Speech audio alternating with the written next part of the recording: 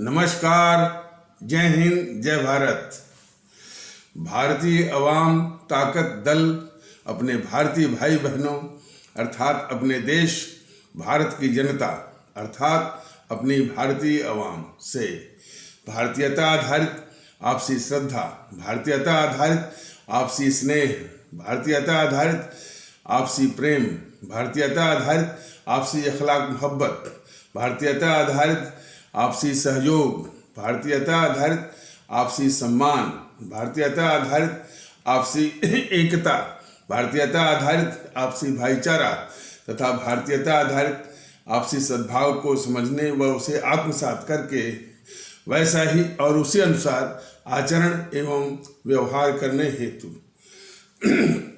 और इसके पूरे भारत में प्रचार प्रसार करने हेतु और इसके महत्व और अहमियत को प्रत्येक देशवासी को समझाकर उसे अपनाते हुए वैसा ही और उसी अनुसार आचरण एवं व्यवहार करने हेतु और प्रत्येक देशवासी को अपना ही भारतीय भाई बहन मानकर, समझकर, अपनाकर उनके साथ वैसा ही और उसी अनुसार आचरण एवं व्यवहार करने हेतु सतत, सदैव और हमेशा अदब के साथ, आदर के साथ अर्ज करता है, विनती करता है। देखिए, ये जो YouTube के माध्यम से ये संदेश दिया जाता है और उसके शुरुआती तौर पर एज एन इंट्रोडक्टिव पार्ट कि भारतीयता आधारित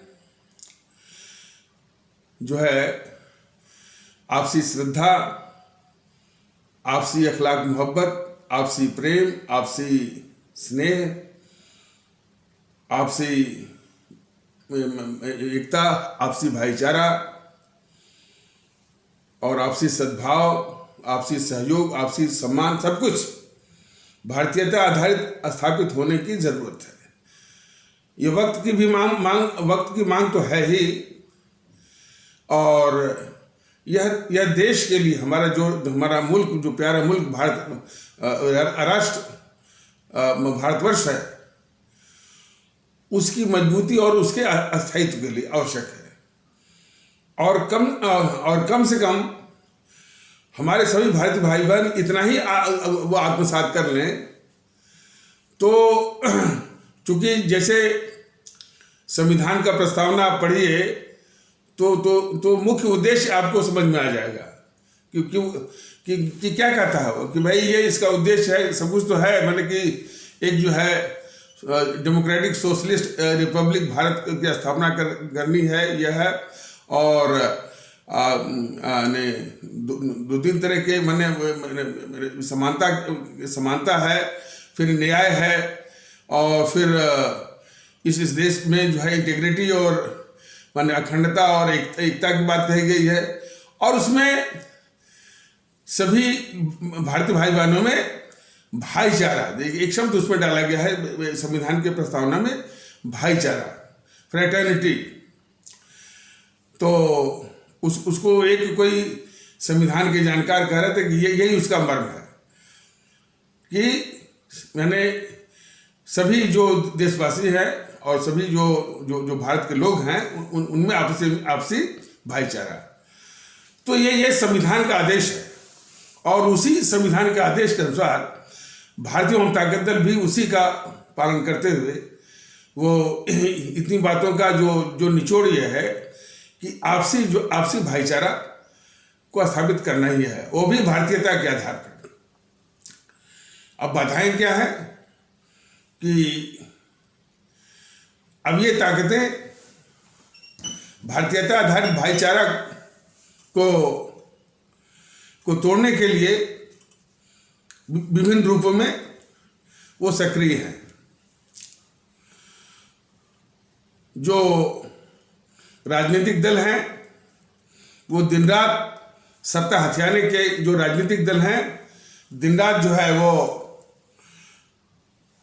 अब मतलब इस भारतीय समाज को विभिन्न जो बुराइयां हैं हमारे समाज की जातिवाद, संप्रदायवाद या सांप्रदायिकता, भाषावाद और भाषा आधारित जो प्रांत बने हैं तो प्रांतवाद इत्यादि के द्वारा विखंडित करके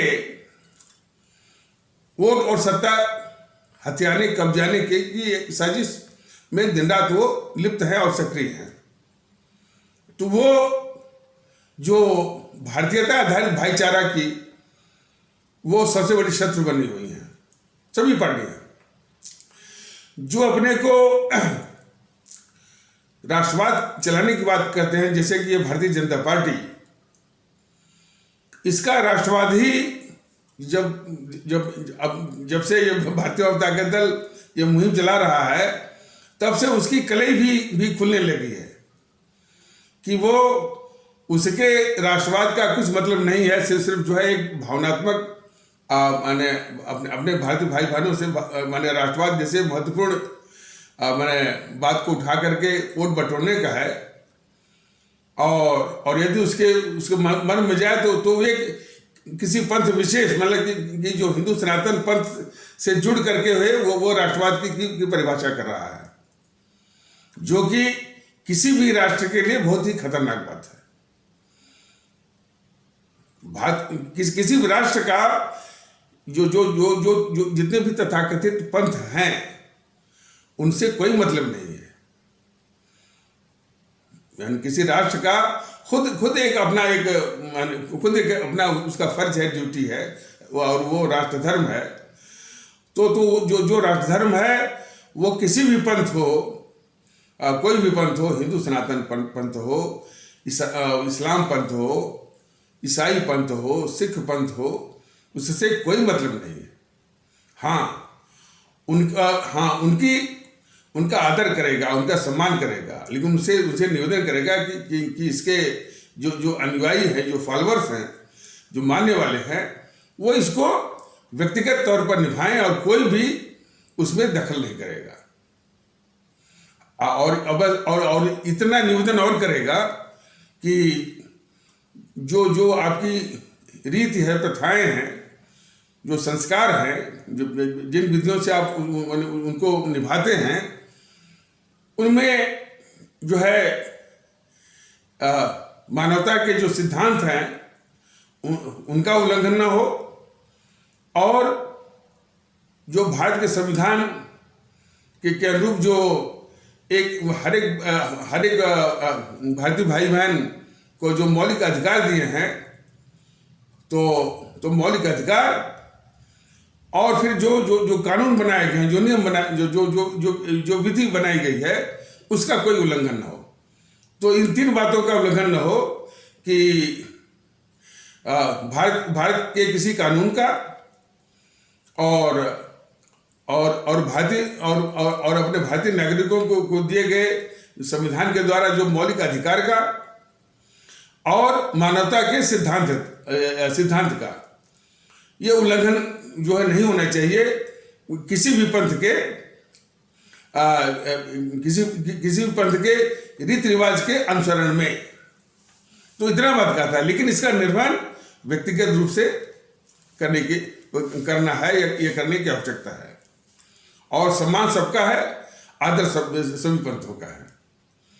तो और जहां तक राष्ट्र का सवाल है, भारत राष्ट्र और भारत के सभी लोग चाहे किसी भी पंथ के मानने वाले हों, आपस में जब सभी पंथों का आदर करेंगे और उनसे और उसके और व्यक्तिगत और अपने अपने पंथों को व्यक्तिगत रूप से घरों में उसको निभाएंगे। यही व्यवस्था होने की जरूरत है। लेकिन नज़ारा देखिए कि ये अलग अलग पंथ जो है आकर के दिन रात ये टीवी चैनलों पर ये जो है वो पूरा उस माहौल को पूरा जकड़े पकड़े हुए रहते हैं। दिन रात हिंदू मुस्लिम। तो यही समझने की जरूरत है कि ये मैंने जो मीडिया अपने को बोलता है चौथा स्तंभ है, वो यानी कितना देश विरोधी है और कितना गिरा हुआ है। तो अभी जो बताया गया कि जो राजनीतिक दल जो सत्ता पर आकर के, सिस्टम पर आकर के हमारे आपके सर पर बैठने वाले हैं या बैठे रहते हैं, वह भी जो है जो भारतीयता आधारित भाईचारा जिसका कि संविधान जो है बराबर जो है वो संदेश दे रहा है अपने प्रस्तावना के जरिए, उसकी उस भारतीय भाईचारा की हत्या कर रहे हैं। ये जो मीडिया है, खास करके इलेक्ट्रॉनिक मीडिया या टीवी चैनल जो है, वह भी दिन रात जो है वो पंथ की बातों को माने उस पंथ की बातों को उकसा करके, भड़का करके, उभार करके और इस तरह के प्रवक्ताओं को भी बुला करके जो बहस करवाते हैं, तो वह भी भाईचारा को भाईचारा की हत्या करने के लिए, उसको तबाह करने के लिए, उसको नष्ट करने के लिए ये दिन रात जो है वो षड्यंत्र कर रहे हैं टीवी चैनल वाले।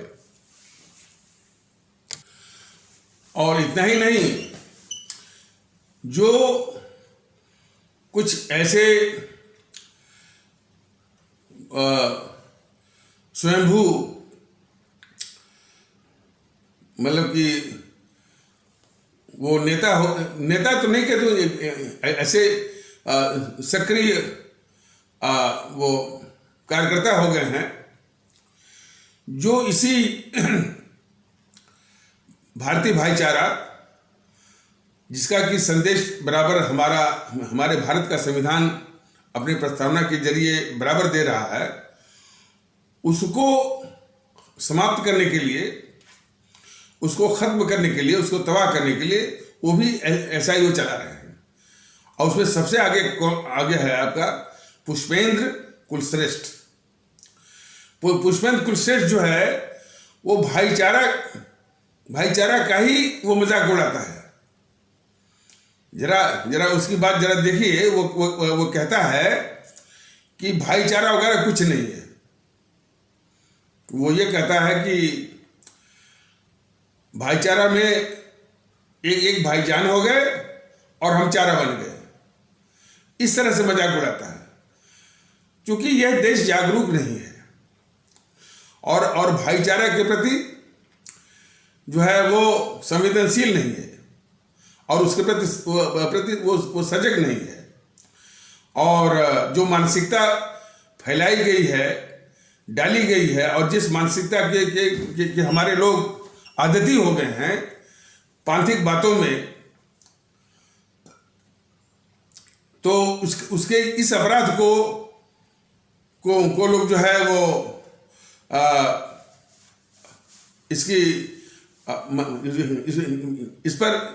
उसके इस अपराध पर उतना गंभीर नहीं होते हैं और अनदेखा करते हैं।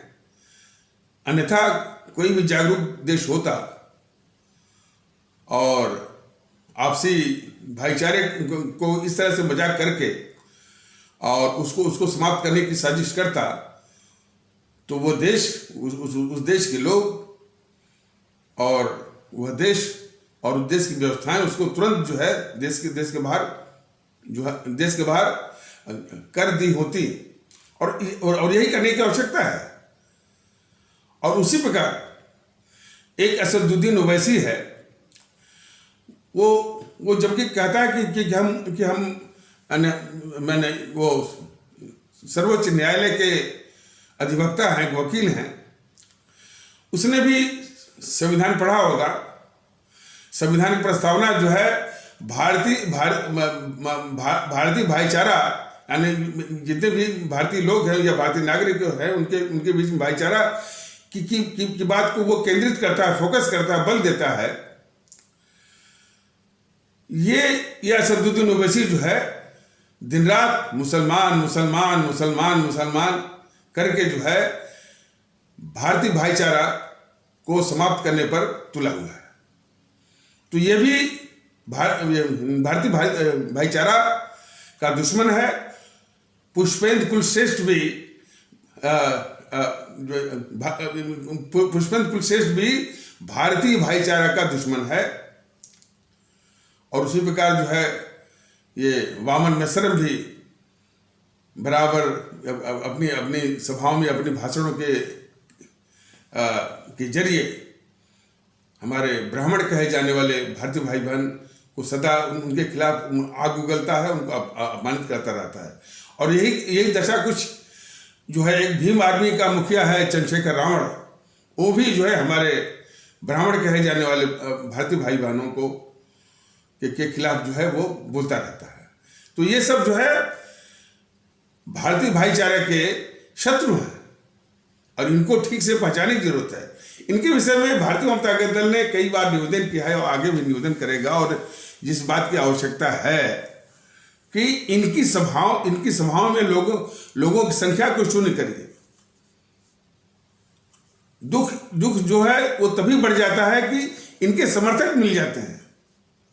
कोई सवाल नहीं करता है कि भाई इस देश में भाईचारे की जरूरत है, वैसे भी, और इस संविधान का आदेश भी है।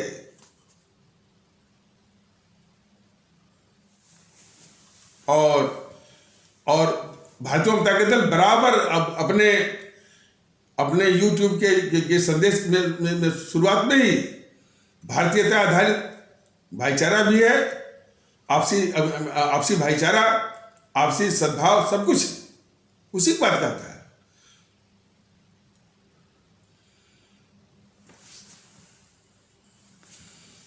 दूसरा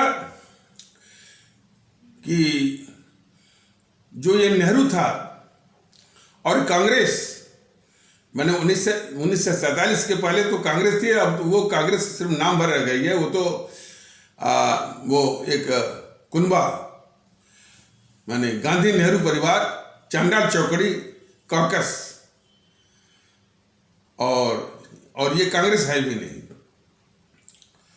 और ये वो जो तंजीम है, तंजीम है, और या जो एक पारिवारिक कुनबे के रूप में है जो संगठन, उसके ऊपर जो है गंडुली मार करके ये बैठी हुई है।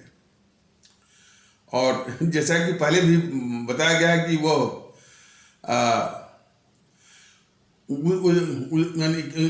उसमें एक ही परिवार के अंडे बच्चे ही उस संगठन के मुखिया बनते हैं, और जब सत्ता मिलती है तो वही अंडे बच्चे प्रधानमंत्री बनते हैं। और प्रधानमंत्री से कम वो अपने को समझते भी नहीं है, प्रधानमंत्री से कम अपने को नहीं समझते हैं।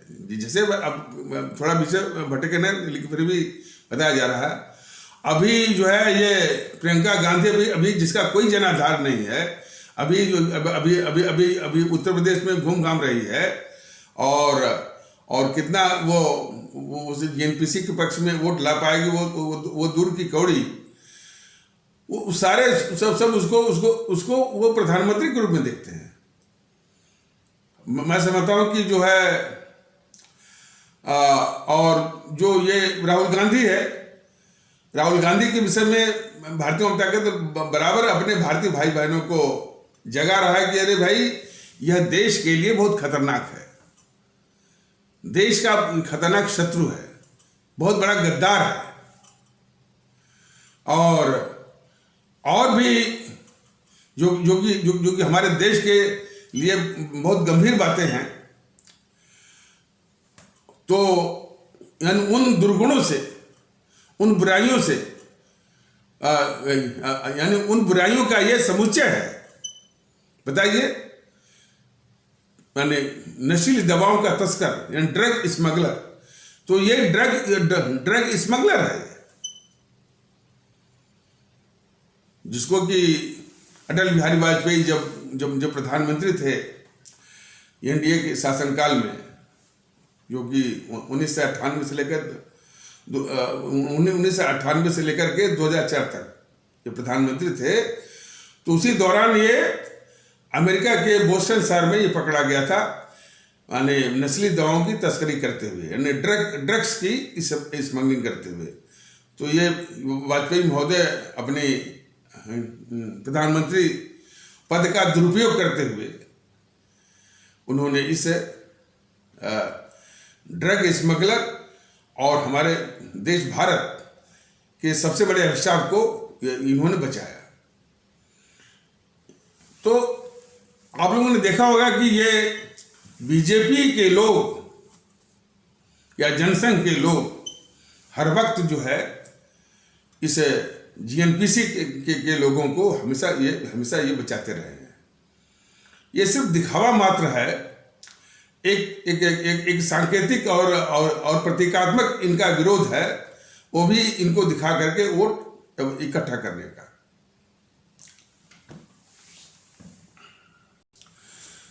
उससे बड़ा सवाल ये उठता है कि आज जो भारतीय जनता दल अपने भारतीय भाई बहनों के सामने इस जीएनपीसी की असलियत, गद्दार जवाहरलाल नेहरू की असलियत, गद्दार मतलब देश का दुश्मन जवाहरलाल नेहरू की असलियत, गद्दार मोहनदास करमचंद गांधी की असलियत, और उसी तरह की गद्दारी जो है इंदिरा गांधी की और राजीव गांधी की, और इसमें जो ये सोनिया गांधी, राहुल गांधी, प्रियंका गांधी जिसके साथ जो गद्दारी कर रही हैं, वो जो है हमारी आवाम के सामने है।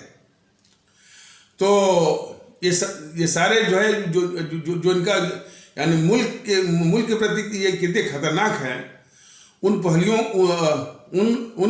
को, उन विषयों को भारतीय अवाम ताकत दल अब अपनी आवाम के सामने ला रहा है। सवाल इस बात का है कि जो दूसरे जो संगठन हैं वो क्यों नहीं लाते हैं और क्यों इसके साथ वो चिपके रहते हैं। समाजवादी पार्टी कभी भी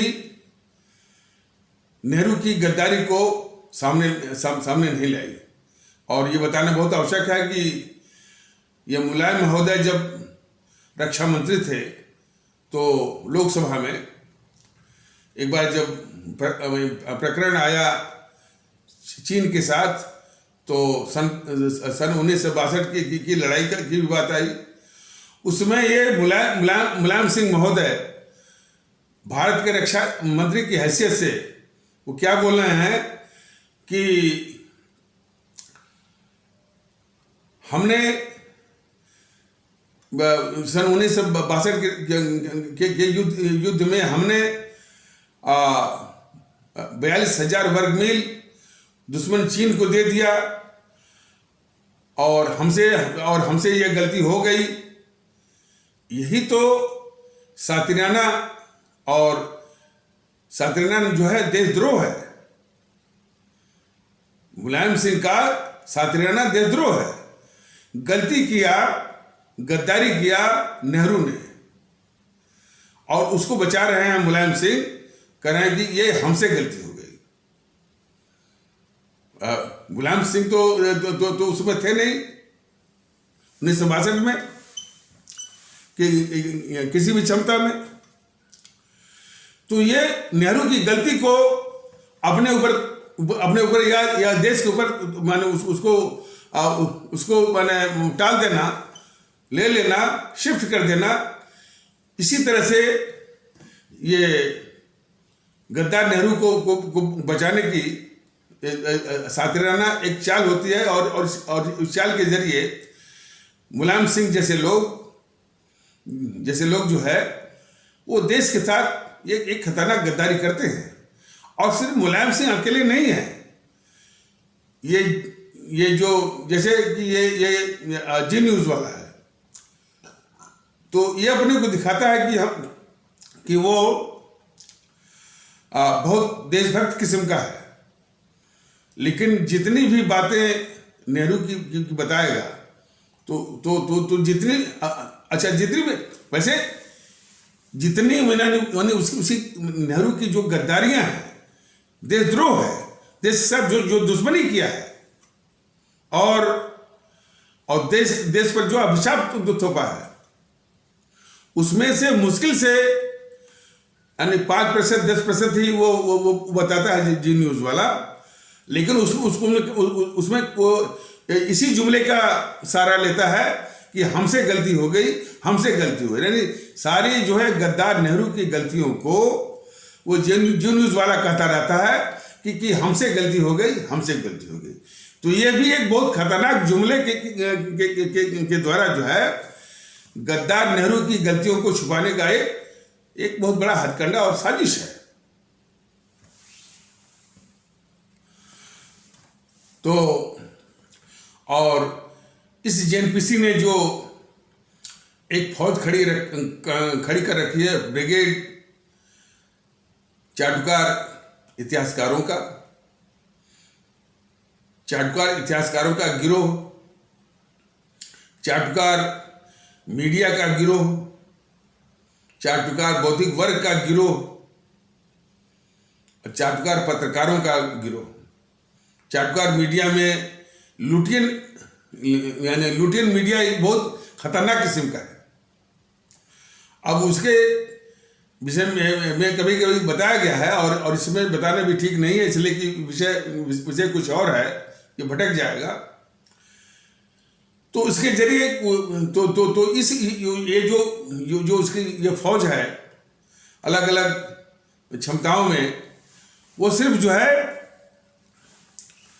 इस जेएनपीसी के सारे गद्दारी के पापों को ढकने के लिए और उसका एक मिथ्या गुणगान करने के लिए, मिथ्या महिमा मंडन करने के लिए और झूठी झूठी कहानियों के द्वारा। अब जैसे जब ये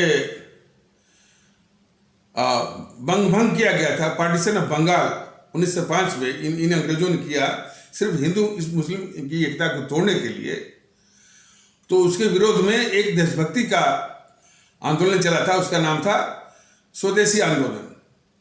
और स्वदेशी आंदोलन जो है वो काफी फैला था और काफी शक्तिशाली वो आंदोलन था जो है। और वो चूंकि अंग्रेज जो है हिंदू मुस्लिम की एकता को तोड़ने के लिए ही जो है वो बंगाल का बंटवारा किए थे, बंग या पार्टीशन ऑफ बंगाल। तो जो हिंदू मुस्लिम एकता को तोड़ने के लिए जो अंग्रेजों ने साजिश किया था, उस साजिश के जवाब में स्वदेशी आंदोलन चल रहा था। अब स्वदेशी आंदोलन का जवाब देने के लिए या उसको खत्म करने के लिए इन अंग्रेजों ने इस मोहनदास करमचंद गांधी को, जो कि दक्षिण अफ्रीका में था, वहां से पैराशूट करवाया, यानी उसको लाया यहां पर। और आते ही उसने मुल्क के साथ गद्दारी की, देश के साथ गद्दारी। आते ही उसने सार्वजनिक रूप से यह घोषणा किया कि मैं इस अंग्रेजी हुकूमत से मोहब्बत करता हूं और देश के नौजवानों को भी चाहिए कि वो ब्रिटिश क्राउन के प्रति अपनी वफादारी दिखाएं और उस वफादारी के प्रमाण में जो इसमें प्रथम विश्व युद्ध चल रहा है, तो अंग्रेजी हुकूमत की मदद के लिए, सहायता के लिए अंग्रेजी सेना में वो भर्ती हों, ऐसा इसने सार्वजनिक रूप से वो ये जो गद्दार मोहनदास करमचंद गांधी जब वहां से आया तो उसने ये गद्दारी की और उसने हमारे नौजवानों को वो अंग्रेजी सेना में भर्ती करवाया ताकि वो अंग्रेजों के पक्ष में प्रथम विश्व युद्ध में वो युद्ध कर सके। और जो कि युद्ध जो प्रथम विश्व युद्ध था वो 1914 से लेकर 1919 तक को चला था। तो पहली गद्दारी आते ही ये मोहनदास करमचंद गांधी ने अपने देश के साथ ये किया कि इसने अंग्रेजी सेना में अपने भारतीयों को भर्ती कराया और उस अंग्रेजी सेना उस अंग्रेज की सहायता करने के लिए जिसके खिलाफ ये स्वदेशी आंदोलन चला था और जिसके खिलाफ हमारे अमर शहीदों ने आज़ादी की लड़ाई लड़ते हुए अपनी जान दी, अपना खून दिया, अपने प्राण दिए, हंसते हंसते जो है फांसी के फंदे को चूमा।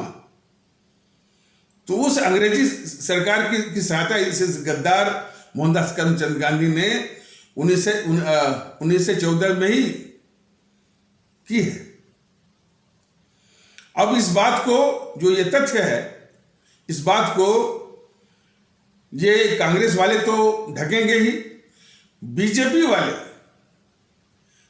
कम्युनिस्ट वाले भी नहीं कहेंगे। कम्युनिस्ट वाले तो हमेशा कम्युनिस्ट वाले तो हमेशा इसी कांग्रेस या जेएनपीसी के साथ ही रहे हैं, तो वो भी नहीं कहते। बीजेपी वाले जो अपने को राष्ट्रवादी कहते हैं, वो भी मोहनदास करमचंद गांधी की इस गद्दारी को पर जो है चुप्पी साधे हुए हैं, उनकी घिघी बंद रहती है। सवाल इस बात का है कि आखिर ये मोहनदास करमचंद गांधी की गद्दारियों को छिपा करके, ढक करके ये भारतीय जनता पार्टी ये कौन सा राष्ट्रवाद वो चला रही है। और हां, गांधी की ये जो गद्दारी उसने किया 1914 के आसपास, जो कि अपने भारतीयों को या भारतीय नौजवानों को अंग्रेजी सेना में अंग्रेजों की सहायता के लिए भर्ती करवाया, प्रथम विश्व युद्ध के लिए। ये जो गद्दारी का कारनामा है, इसको ढकने के लिए जेएनपीसी ने क्या मैंने साजिश की या उपाय किया, उसका भी नमूना जरा देखिए। वो उल्टे जो है सावरकर पर शायद 1941 के आसपास वो सावरकर पर आरोप लगाती है ये जेएनपीसी के लोग कि सावरकर ने भारतीयों को अंग्रेजी सेना में भर्ती करने के लिए आह्वान किया था। इस तरह का आरोप गढ़ती है। तो और बीजेपी वाले जो है वो सुनते रहते हैं, और वो आरोप जो है इस तरह की, उस आरोप के को लेकर के इस तरह का तर्क को इसलिए गढ़ती है ताकि लोग जब ये तथ्य लोगों के सामने आए कि नहीं भाई, ये गद्दारी तो मोहनदास करमचंद गांधी ने 1914 में जो है वो देश के साथ किया था, तो लोग इस पर विश्वास न करें। तो ये सारी अपने देश की गद्दारियों से वाकिफ है। ये जेएनपीसी कितनी शातिर है कि वह वाकिफ है। तो पहले से जो है उसके बचाव में यानी बचाव की साजिश जो है वो करती रहती है। अब वो सावरकर ने कहा कि नहीं कहा, इसके यानी जेएनपीसी के अलावा तो जेएनपीसी के तर्क के अलावा नहीं वो ये तथ्य जो है ये तथ्य कहीं भी नहीं मिलता है। लेकिन ये वाला जो है तथ्य जो है बराबर किसी भी पुस्तक से किसी भी स्रोत से आपको मिल जाएगा कि ये गद्दारी इसने किया है। मोहनदास करमचंद गांधी की गद्दारी को अब देखिए कैसे लोग छिपाते कैसे हैं। भारतीय जनता दल ने बताया हुआ है। और एक महत्वपूर्ण बात सभी अपने भारतीय भाई बहन जरा इसको समझें कि सिर्फ भारतीय जनता दल इस समय मोहनदास करमचंद गांधी और ये नेहरू की गद्दारियों के विषय में आपके सामने ला रहा है। इसलिए ला रहा है कि जब जड़ ही इसकी जब जो है जेएनपीसी की जड़ ही है गद्दारी का, तो ये इस मुल्क को, हमारी आवाम को वो क्या दे सकती है। अंग्रेजों ने हिंदू मुसलमान में बांटा, लेकिन ये जेएनपीसी तो और हिंदू मुसलमान में बांट करके उन्होंने जो भी 200 साल तक शासन किया, जो भी है उनका रहा। लेकिन ये जेएनपीसी हिंदू मुसलमान से बहुत आगे बढ़ गई। अब ये इस भारत को मतलब कि जातिवाद में, संप्रदायवाद में, भाषावाद में, प्रांतवाद में और पूरा बांट करके, और फिर इसके बाद जिलों में, परिवार में, गांव में पूरा तार कर दिया है इसने। तो तुलना करिए कि ये अंग्रेजों से कई गुना ये खतरनाक है ये जेएनपीसी। लेकिन मैंने अफसोस या दुख या आश्चर्य इस बात का की है कि उसकी जो प्रतिद्वंदी है, दिखावटी प्रतिद्वंदी भारतीय जनता पार्टी कभी भी उसके इस मंसूबे को वो उजागर नहीं होने देती है कि यह अंग्रेजों से भी कई गुना ये खतरनाक है, जिसने अंग्रेज तो सिर्फ जो है वो हिंदू मुसलमान में बांटे थे, लेकिन यह उससे कई गुना आगे बढ़ गई। माने भाषावाद के रूप में, जातिवाद के रूप में, प्रांतवाद के रूप में, संप्रदायवाद के रूप में देश को बांट के इसने रख दिया। और अंग्रेज कम से कम संस्थाओं का आदर करते थे, लेकिन इस जेएनपीसी ने हर एक संस्था को, पार्लियामेंट को कब्जे में किया, और न्यायपालिका जो उच्च न्यायपालिका है, जो हायर जुडिशियरी है, उसमें अपने तत्वों को भर दिया। और सीबीआई, ईडी, आईबी और इसको जो है अपने स्वार्थ के हिसाब से, अपने निहित स्वार्थ के हिसाब से उसको बंधक बनाया और उसका इस्तेमाल किया। आज देखिए, ये सारा पाप वो कर चुकी है। ये जेएनपीसी अपने 60-70 सालों से, यानी ये सीबीआई को, और जो है आपका ये सीबीआई हुआ, ईडी हुआ, आईबी हुआ, रा हुआ, और फिर ये जुडिशियरी हुई, संसद हुआ, सरकार पर तो वो बैठी ही थी, सबको बंधक बना करके अपने स्वार्थ के हिसाब से इस्तेमाल किया। और स्वार्थ क्या था? देश को तार करना और देश को लूटना, सत्ता को बराबर यानी काम रखने के लिए। ये बात बीजेपी या भारतीय जनता पार्टी कभी नहीं कहती है। सिर्फ एक ही बात कहती है, परिवारवाद। तो परिवार तो वो तमाम बिखरे पड़े हैं। तो परिवार जो है एक बहुत छोटा अपराध दिखता है। जो देश का गद्दार हो, देखिए ये बातें इसलिए ये बताई जा रही हैं कि अंग्रेजों का शासन जो अमेरिका में भी था, और वहां से भी ये भगाए गए थे। और वहां ऐसी बात नहीं थी कि जब वो अमेरिका आजाद हुआ 1779 में, शायद इसी के आसपास, तो फिर अंग्रेजों का कोई दखल हो और इस तरह से वो नेहरू जैसा गद्दार हो कि भाषा के आधार पर वो प्रांत बांटे जाए। जॉर्ज वाशिंगटन जो उसके नेता थे आजादी के, और वही राष्ट्रपति बने, पहले राष्ट्रपति बने, उन्होंने अमेरिका को हॉरिजॉन्टल लाइन और वर्टिकल लाइन खींच दिया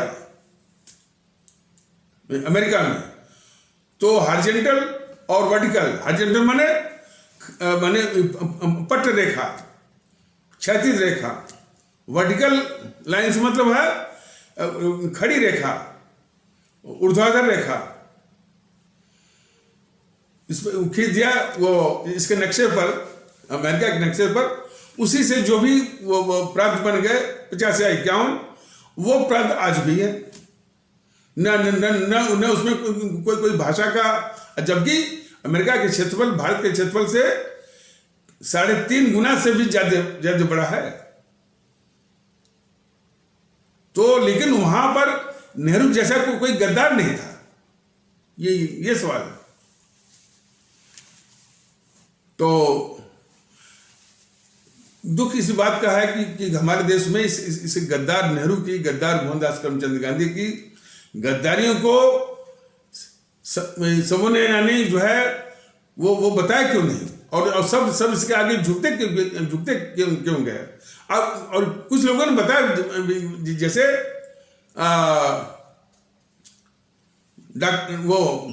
डॉक्टर राम मनोहर लोहिया, उनका जो विरोध था बिल्कुल वो जो है डॉक्टर राम मनोहर लोहिया का जो विरोध बने नेहरू के खिलाफ था, बहुत ही प्रतीकात्मक।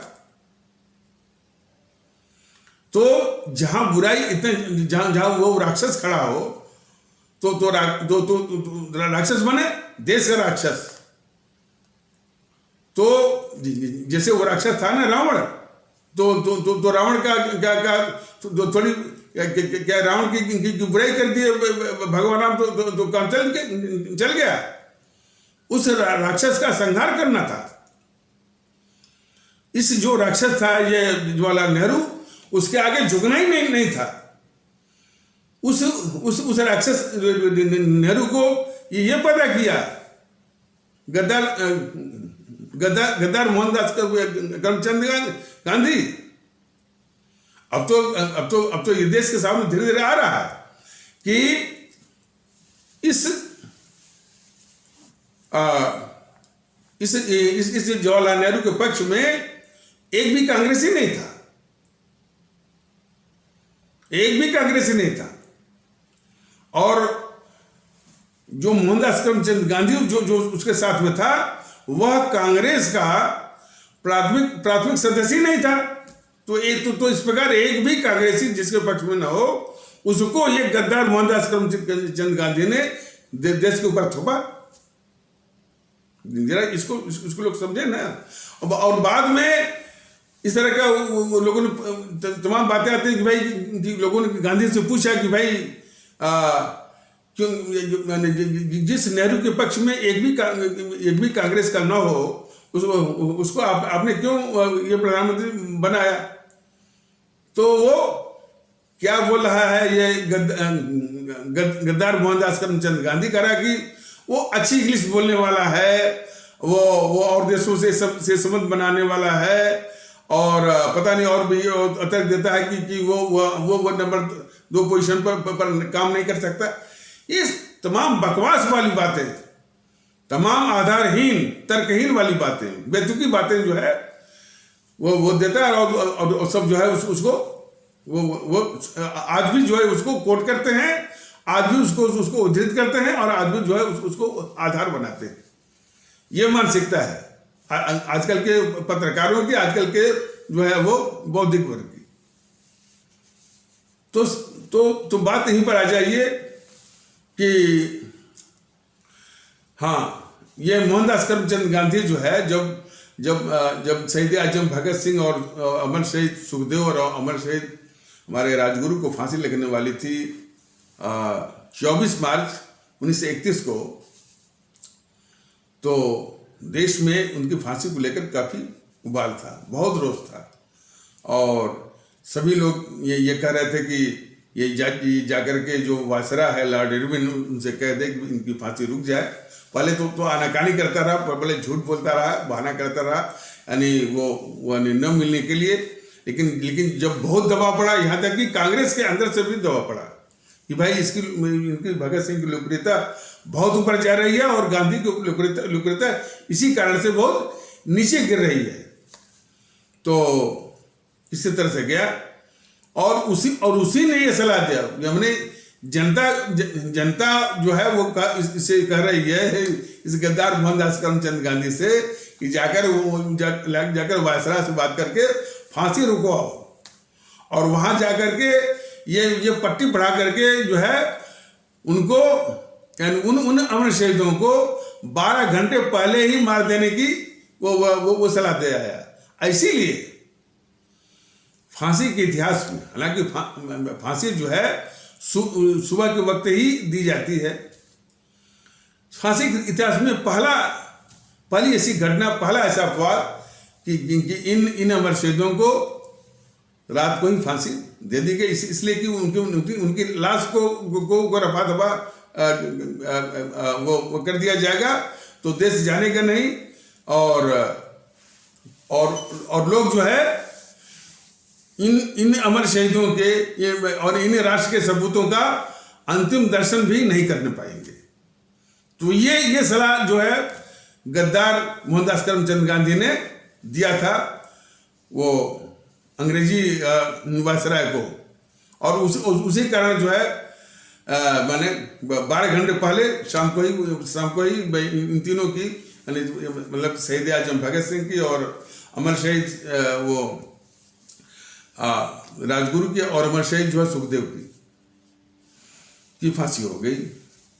तो ये गद्दारी किया। अब जरा मैं एक सामान्य रूप से अंदाज करिए ना कि भगत सिंह ये लाख जो है उनकी लोकप्रियता को दबाने के लिए, उनके महत्व को दबाने के लिए, उनके देशभक्ति के जज्बे को दबाने के लिए ये जेएनपीसी बराबर अपने इसी ब्रिगेड के द्वारा जो है जो अभी बताया गया है, चाटुकार इतिहासकारों का गिरोह, चाटुकार जो है वो बौद्धिक वर्ग का गिरोह, चाटुकार पत्रकारों का गिरोह, चाटुकार लुटियन जो वो लुटियन गिरोह और चाटुकार पत्रकारों का मीडिया का गिरोह, इस सब के द्वारा जो है भगत सिंह जैसे तमाम जो है जो अमर शहीद रहे हैं और राष्ट्रभक्त रहे हैं, देशभक्त रहे हैं, क्रांतिकारी रहे हैं, जिन्होंने अपनी जान दी है इस मुल्क की आज़ादी के लिए, सबको इन सबों ने नीचे दबाया, हमेशा वो पृष्ठभूमि रखा।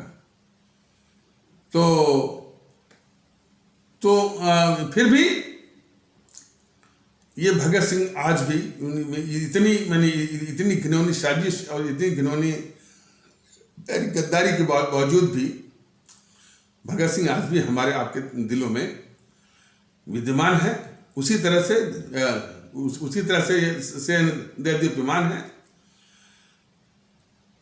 और उस भगत सिंह को ये गद्दार मोहनदास करमचंद गांधी 12 घंटे पहले मारने की सलाह देता है। अब ये जेएनपीसी तो छिपाती ही है, बीजेपी जो है उसका इसमें कुछ बोलती नहीं है, जानते हुए भी चूंकि बीजेपी को जो है बचाना है जेएनपीसी को। कोई यदि खुलासा करता भी है तो इस तरह से करता है कि वो गांधी को भी बचाता है। और वो कैसे पकड़ा गया, एक है राजीव दीक्षित। तो भगत सिंह की फांसी के विषय में वो लगा कहानी कहने की भाई वो जब मोहनदास करमचंद गांधी द्वितीय गोल में सभा के लिए वहाँ मतलब इंग्लैंड गए हुए थे या लंदन गए हुए थे, तो वहाँ जो है वो बोले कि भाई ये काम आपको करना होगा कि जो है वो माफीनामा उनसे आप वो लिखवा दीजिए भगत सिंह से, और तब हम तब हम उनकी फांसी रोकने पर विचार कर सकते हैं। तो फिर ये मोहनदास करमचंद गांधी ने कोई वकील थे तेज बहादुर सप्रू, और उसके जरिए बहुत मैंने उनके पास भिजवाया, लेकिन वो भगत सिंह ने खैर नहीं माना। अब यहीं से बात पकड़ती है। भगत सिंह, राजगुरु और सुखदेव की फांसी जो है मोहनदास करमचंद गांधी के द्वितीय गोल में सभा के पहले दी जाती है, ये सभी लोग जाने। मैंने द्वितीय गोल में सभा जब शामिल होने जाता है, इसीलिए तो जब ये गद्दार मोहनदास करमचंद गांधी द्वितीय गोल में सभा के ही बहाने जो है वो जो आंदोलन चल रहा था हमारे देश में सविनय अवज्ञा, सिविल डिसओबीडियंस, उस चलते हुए आंदोलन को इसने बंद करवाया। बहाना क्या लिया इसने कि उसको वायसराय लॉर्ड इरविन से बात करनी है, और लॉर्ड इरविन से इसलिए बात करनी है कि उसको द्वितीय गोल में सभा, सेकंड राउंड टेबल कॉन्फ्रेंस या सेकंड आरटीसी में भाग लेने जाने के लिए उसको लंदन जाना है। तो इसीलिए तमाम तथ्य हैं इसके कि कुछ ही दिन पहले जब इन अमर शहीदों की फांसी रुकवानी थी, तो ये बहाने कर रहा था न मिलने के लिए। खैर वो जाकर के तो उल्टी पट्टी पढ़ा दिया 12 घंटे पहले मारने के लिए। तो वो बहाने कर रहा था, और इन अमर शहीदों की राख भी ठंडी नहीं हुई थी तब तक तब तक जो है ये फिर जो है उसी वायसराय से मिलने चला गया। तो ये एक देश का गद्दार मोहनदास करमचंद गांधी कितना झूठा है।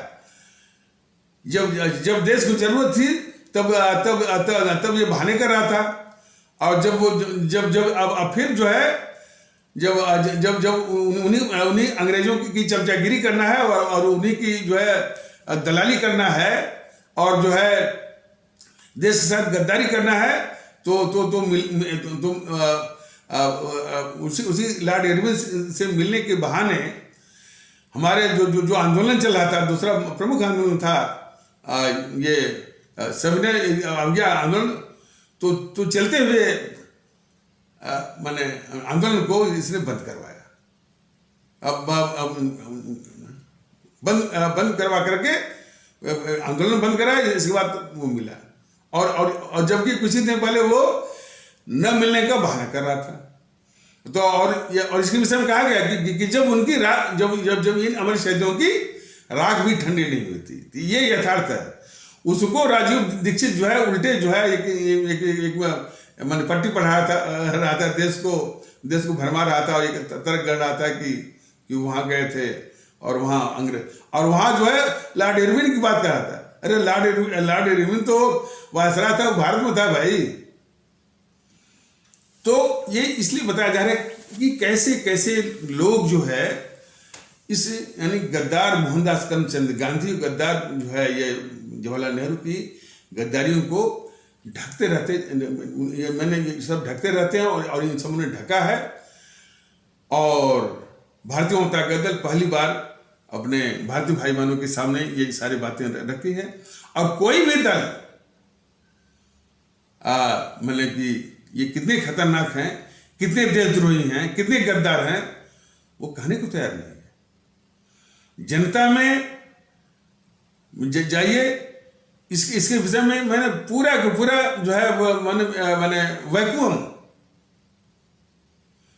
यानी ये बात ये डालनी पड़ेगी। तो शुरू से यानी इसीलिए तो भारतीय जनता दल को 2.5 साल हो गए। हालांकि कुछ लोग वो समझना शुरू किए हैं कि भाई नहीं भाई, ये जेएनपीसी वाले और जेएनपीसी का मोहनदास करमचंद गांधी, नेहरू, इंदिरा गांधी जो है, ये इंदिरा गांधी, राजीव गांधी और ये सोनिया और राहुल, प्रियंका, ये सब बड़े खतरनाक गद्दार है। अब धीरे धीरे जो है वो यानी कुछ लोग जो है वो समझना शुरू किए हैं। लेकिन कोई भी किसी भी मौके से ये मतलब कि जितने राजनीतिक दल हैं जो उनका राजनीतिक प्रतिद्वंदी है भारतीय जनता पार्टी, उसकी हालत देख ही रहे हैं। बाकी जो है इस कांग्रेस से चिपकते ही रहते हैं, और कांग्रेस ने अपना जो है इनकी फौज बनाई दी है। चाटुकार वो इतिहासकारों का गिरोह, चाटुकार जो है पत्रकारों का गिरोह, चाटुकार बौद्धिक वर्ग का गिरोह, चाटुकार मीडिया का गिरोह। तो आखिर जो है हमारी आवाम को जो है इन यानी जेएनपीसी मोहनदास करमचंद गांधी से लेकर के, नेहरू से लेकर के, इंदिरा से लेकर के, राजीव से लेकर के, और जो ये सोनिया, राहुल, प्रियंका की गद्दारी से देश के लोग अवगत कैसे होंगे। और जो इस देश को, इस मुल्क को जरूरत है भारतीय भाईचारा, भारतीयता आधारित भाईचारा, वो कैसे आएगा। और भारतीय भाईचारा के भाव में ही ये सारी शक्तियों को ताकत मिल रही है, अपनी खुराफात में लगे हुए। और इनकी भाषा तो सुनिए, अखिलेश क्या भाषा है, वो क्या झूठ बोल रहा है कि कोई विकास नहीं हुआ है, ये जितने हमारे काम थे उसी को अपना नाम दे करके ये उद्घाटन कर रहे हैं। जब उद्घाटन हुआ था पूर्वांचल एक्सप्रेस का, तो कैंची मंगाई गई दिल्ली से, फीता मंगाया गया लखनऊ से, इस तरह की बातें। तो इसलिए भारतीय जनता दल को थोड़ी सी दिक्कत हो रही है कि एक वैक्यूम से, एक निर्वात से, जहां पर कि इतनी झूठ वाली बातें, अफवाह वाली बातों का पूरा बाजार है, उसमें इन देश के खतरनाक दुश्मनों से जो परिचय करवा रहा है अपने आदरणीय भारतीय भाई बहनों को, जो है वो कितनी उसको दिक्कत हो रही है। लेकिन हाँ, भारतीय जनता दल बस यही जगह रहा है कि आज हम हैं, कल नहीं रहेंगे, कल आप भी हैं, कल नहीं रहेंगे, लेकिन देश रहेगा और हमारी संतानें रहेंगी, बच्चे रहेंगे। उनकी सोचिए। और वो तभी संभव होगा कि कम से कम जो है भाईचारा और भारतीयता आधारित वो कायम रहेगा। ये सारी शक्तियां जो है भारतीय भाईचारे को तोड़ने के लिए बिल्कुल आमादा है। सिर्फ एक ही पहचान है, जो जितनी भी जातिवादी, सांप्रदायिक और भाषावादी, प्रांतवादी ताकतें हैं, वह इस देश में भारतीयता आधारित भाईचारा को नष्ट भ्रष्ट करने के लिए, तोड़ने के लिए दिन रात जो है वो सक्रिय है।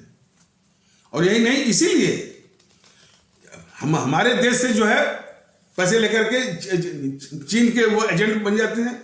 ये जेएनपीसी खुद, गांधी नेहरू परिवार, चंद्रा चौकड़ी खुद अब देश को जाना चाहिए कि इसने खुद जो है चीन से रिश्वत लिया हुआ है, पैसे लिए हैं। राजीव गांधी फाउंडेशन के जरिए वामदल हमेशा जो है वो पैसे लेते हैं और अपने ही देश में जिस देश में खाते हैं उसी देश की थाली में छेद करने वाले हैं। ये इतने बड़े गद्दार हैं ये जेएनपीसी और वामदल वाले, और उसी जेएनपीसी वामदल के साथ ये चिपकने वाले हैं ये समाजवादी पार्टी के लोग, समाजवादी पार्टी के लोग, बहुजन समाज पार्टी के लोग, आरजेडी के लोग जो है, और टीएमसी तो खैर निकली ही है उससे, और एनसीपी भी निकली है। तो ये तो रहा मुल्क के खिलाफ इनके गद्दारियों का।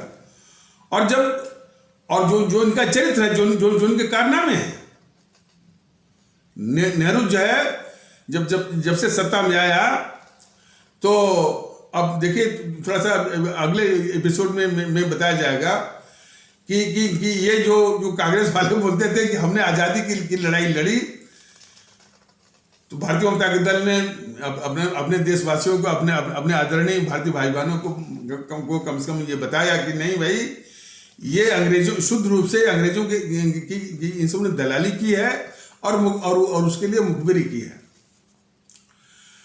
तो और दिखावे के लिए ये देश के लिए जो है वो डोमिनियन स्टेटस, ये अंग्रेजी का शब्द है, इसका मतलब होता है कि पराधीन स्वतंत्र, माने अंतिम जो शक्ति है वो इंग्लैंड के पास रहेगी, ब्रिटेन के पास रहेगी, उसके बाद व्यवस्था आपकी रहेगी, लेकिन अंतिम शक्ति उसके पास रहेगी। उसको बोलते हैं डोमिनियन स्टेटस। डोमिनियन स्टेटस ही मांग रहे थे, लेकिन ये तो मुद्दा हमारे जो अमर शहीदों का था, भगत सिंह का था, चंद्रशेखर आजाद का था, अशफाक उल्लाह जी का था, कि भाई इन अंग्रेजों को भगाना है। और ये मुद्दा जो है, और खासकर के फांसी के वक्त में तो बहुत ही वो लोकप्रिय हो गया था, और इनको पता था कि ये मुद्दा और लोकप्रिय होने वाला है। तो इन समूह ने 1929 में ही उस मुद्दे को चुरा लिया। इन कांग्रेसियों ने हमारे अमर शहीद क्रांतिकारियों का मुद्दा कि इन अंग्रेजों से कोई बात नहीं करनी है, डोमिनियन स्टेटस की कोई बात नहीं है, सिर्फ इन अंग्रेजों को भगाना है यहाँ से, और पूर्णतः जो है वो मुक्त कराना है इन अंग्रेजों से। तो उसी मुद्दे को, और ये मुद्दा बहुत ही लोकप्रिय हो रहा था उसमें जनता के बीच में। तो जो ही वो लोकप्रिय हो रहा था, उसको इन सबों ने, कांग्रेसों ने चुरा करके 1929 में वो पूर्ण स्वराज की घोषणा कर दिया। ये देखिए चोरी इन सबों की। और फिर जो 15 अगस्त है, 15 अगस्त के दिन भी पूर्ण स्वराज नहीं हुआ, वो सत्ता का हस्तांतरण है, और सत्ता का हस्तांतरण भी जो ब्रिटेन की संसद, हालांकि अमेरिका में क्या हुआ, अमेरिका में उन सब ने कंप्लीट भगा दिया वो अंग्रेजों को, लेकिन यहाँ संसद जो है वो पारित कर रही है। जरूरत क्या थी भाई? ब्रिटेन की संसद की जरूरत क्या है? उनको भगाइए, लेकिन सब भगाए नहीं। ब्रिटेन की संसद पारित कर रही है, वो भी उसने भी जो पूर्ण स्वराज का जो नाटक किए थे 1929 में, वो रावी नदी के तट पर लाहौर में, और पूर्ण स्वराज उसकी धज्जियां उसने उड़ा दिया, जो है वो ब्रिटेन की संसद के द्वारा पारित जो इंडियन इंडिपेंडेंस एक्ट, वो सिर्फ जो डोमिनियन स्टेटस की बात करता है कि एक डोमिनियन स्टेटस जो है भारत के नाम से, और दूसरा डोमिनियन स्टेटस जो है वो पाकिस्तान के नाम से। तो इतने धोखेबाज हैं सब। हालांकि संवैधानिक कानूनी बारीकियों को हमारे आम भारतीय भाई बहन वो नहीं समझ पाएंगे। ये तो एक संदर्भ आ गया तो मैंने बता दिया, लेकिन लंबे लुबाद थोड़े में, संक्षेप में, मुख्तसर में समझ लें कि ये जेएनपीसी इस देश की सबसे झूठ बोलने वाली, अफवाह फैलाने वाली और देश की सबसे बड़ी गद्दार है। अब उसने अब कैसे पैठ बनाया? बस हमारे इस्लाम आस्था वाले भारतीय भाई बहनों में एक डर का माहौल कि हिंदू राष्ट्र आ जाएगा, वो आ जाएगा। तो इतने खतरनाक को आज भी उसको समर्थन मिलता है। ये प्रश्न आकर के यहीं पर बैठ जाता है, आज भी उसको समर्थन मिल रहा है। अब जब उसके पीछे पड़ेंगे तो एक करणी सेना है यहाँ पर राजस्थान में। करणी सेना से पूछा जाए कि क्या उसको कुछ इतिहास मालूम है कि नहीं है। मोहनदास करमचंद गांधी से लेकर के, जवाहरलाल नेहरू से लेकर के, इंदिरा गांधी से लेकर, राजीव गांधी से लेकर के, इनकी गद्दारियों का कुछ पता है कि नहीं पता है? तो किस आधार पर जो है जब गद्दारियों का ये उसको पता है, तो कैसे वो इस गद्दार के पक्ष में जो है वो करणी सेना जो कि पता नहीं किस बात पर जो है वो आन बान शान की बात करती है, वो समर्थन करते हैं वो कांग्रेस का। छत्तीसगढ़ के हमारे आदरणीय भारतीय भाई बहन कैसे इस जेएनपीसी को वोट करते हैं और सत्ता में लाते हैं। मध्य प्रदेश के लोग जो है क्यों वोट करते हैं और सत्ता में लाते हैं। राजस्थान के लोग जो भारतीय भाई बहन वो क्यों इसको वोट करते हैं। अभी मंडी में इसकी जीत हुई, और जो है और एक विधानसभा की सीट मध्य प्रदेश में जीती है, और राजस्थान की दोनों सीटें जीत रही है। यही तो हमारे भारतीय भाई बहनों की मानसिकता को देखने की जरूरत है कि इसको ये गद्दार माने को तैयार नहीं है। बीजेपी खुद जो कि इसकी विरोधी पार्टी और सत्ता में बैठी हुई है, वह भी इसको जो है गद्दार न मानती है, और गद्दार के रूप में बेनकाब न हो, इसकी बराबर वो साजिश कर रही है। खैर, ये बहुत बड़ी साजिश का एक हिस्सा है। और हमारे भारतीय भाई बहन देखिए, चुनाव आएगा जाएगा, लेकिन इस अभिशाप को दूर करना है, और अभिशाप को दूर करने का जो सबसे प्रभावशाली, प्रभावकारी, इफेक्टिव और मोस्ट पोटेंट जो सोल्यूशन है, हल है उसका, आपको ईवीएम मशीन पर इनको नष्ट में नाबूद करिए, और वहीं से समाधान इतने विषैले वातावरण का समाधान वहीं से वो निकलेगा। तो इन्हीं आवश्यक शब्दों के साथ इस आवश्यक परिचर्चा को यहीं पर विराम दिया जाता है। तब तक के लिए नमस्कार, जय हिंद, जय भारत।